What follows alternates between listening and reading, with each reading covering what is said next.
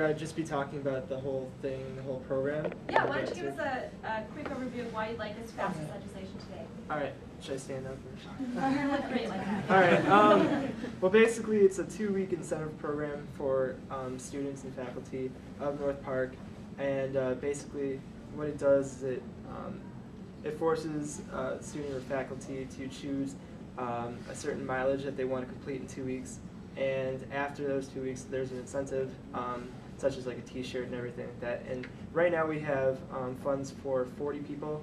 And since we have so many people signing up for it, we're just asking that we would have more money just to purchase the T-shirts for them, the incentive. So we realized that it would probably be a lot of people signing up and everything, but we only had the money for 40 people. So now we have 66 people so far, and it could be growing too. We have a lot of people on the waiting list. So in order for them to get their incentive and everything like that, we're just asking for more money. And I think it's a good thing because it just gets more, a lot of people into using Hellwig, a brand new facility and everything like that. And it's just going to basically help people just get more in shape and everything like that. So I think it's a good idea. And we're raising a lot of awareness with Hellwig, I think, with faculty and staff, or faculty and students. Great, thank you, Ryan. Is there an opposing comment? Seeing no opposing comment, we'll move into general debate. Amanda? I have a question for Ryan. I know that there were sign-up dates for the spring challenge last week. Right. But it sounds like, are you still accepting students to sign up? And if so, how do they do so? Oh yeah, sign up was Wednesday through Friday of last week in Carlson Tower and in Hellwig. And first day we had somewhere near 30, and so that meant we had 10 left for those 2 dates after that.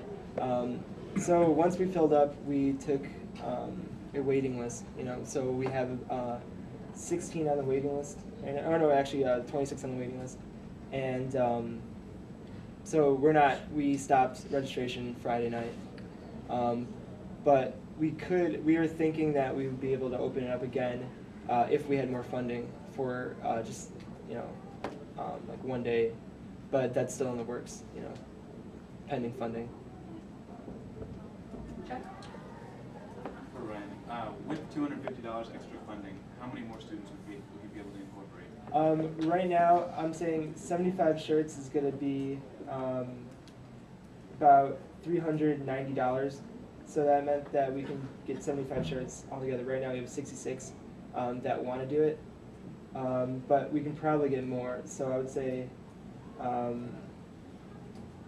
we also have our budget before our asking was $200, and so we're asking for an additional $250.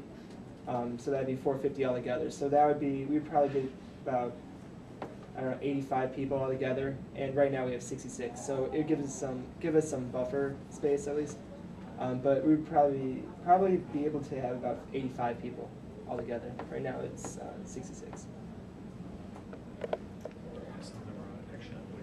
Yeah. The 26 are on the wait list. 40 we have already accounted for. I have a question. Sure. If we give you this money, is there any way that you could put on your T-shirt something about student association?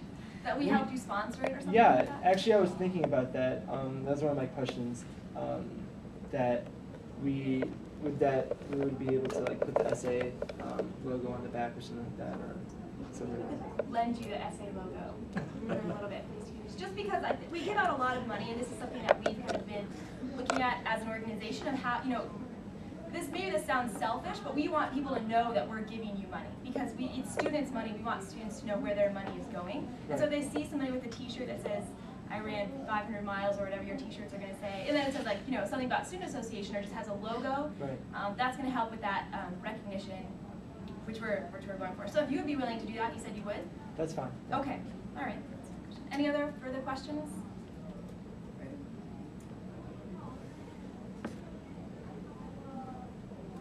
Amanda? Or I'd like to call it into question.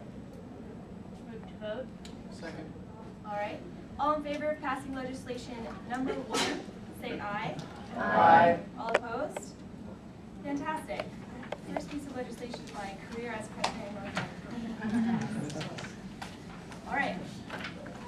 Just so you guys know, visitors, you're more than welcome to stay if you'd like, but if you need to leave, that's fine too. Just so you're aware. All right, legislation 2 has been striked from the agenda, so we'll move on to legislation 3. That's Kari. Could you please read legislation 3 for us? Whereas the purpose of the Student Association is to serve North Park students in many dynamic and exhaustive ways that collectively enrich and improve social, cultural, and academic aspects of North Park University. And whereas the International Justice Mission North Park chapter supports the Student Association in this goal by allowing students to learn in a close, friendly community the many types of global injustice. And whereas IJM North Park fulfills the university vision and values of personal concern for students and devotion to their development as whole persons, and to fashion a university of uncommon character and enduring excellence where faith and learning meet by incorporating IGN's Christian base and values by educating students and making them more whole individuals. And whereas IJM North Park is the first chapter in the 11-year history of IJM to ever directly partner with one of IJM's 14 filed offices overseas, IJM MPU has partnered with the office in Guatemala. And IJM North Park continues to provide and build upon the existing community here by raising awareness and educating the student body about issues of global injustice. Therefore, let it be resolved that the Student Association will donate $500 out of the Senate General Fund to help 6 representatives of the International Justice Mission North Park chapter attend the 2008 IJM Prayer Conference in Washington, D.C. on April 11th to the 13th, 2008, and so that these representatives may be better educated on the issues of global injustice and how God is moving around the world, so that they may be able to bring back their knowledge and better educate the campus community. Respectfully submitted, Kari Sager, Amanda Deacon, and Dan Stokes. Fantastic. Kari, would you like to give an opening comment, or would you prefer to defer? I will defer to Dan. All right. First off, thank you, Kari and Amanda, for sponsoring this legislation. My name is Dan, for those of you who don't know, and I'm the president of International Justice Mission at North Park. And we've grown pretty quickly. This is our 1-year anniversary this semester, so we've been around for about a year. And as you read in that legislation, our chapter was the first chapter to directly partner with one of International Justice Mission's field offices overseas. They have 14 field offices, and we are the first chapter to ever do that. So we are growing pretty quickly. But next weekend, it's actually going to be the weekend after this one. There's a prayer conference in Washington, D.C., and it's a global prayer gathering, and when it says global, they mean just that. There's going to be there's going to be representatives from the field offices that IJM sponsors all over the world coming to Washington, D.C. There's going to be students from all the other university campus chapters going to this event as well. And while it is a prayer gathering and it is an educational experience, it's also a leadership conference of sorts for the students. On Friday when we arrived there, the first day of the conference, Gary Haugen, who's the president and CEO of IJM, he's going to be leading a seminar with the college students. It's a really small group. We went there last year, actually, and we got to sit through the same thing, and it was wonderful. And you got to hear some great leadership advice from Mr. Haugen himself.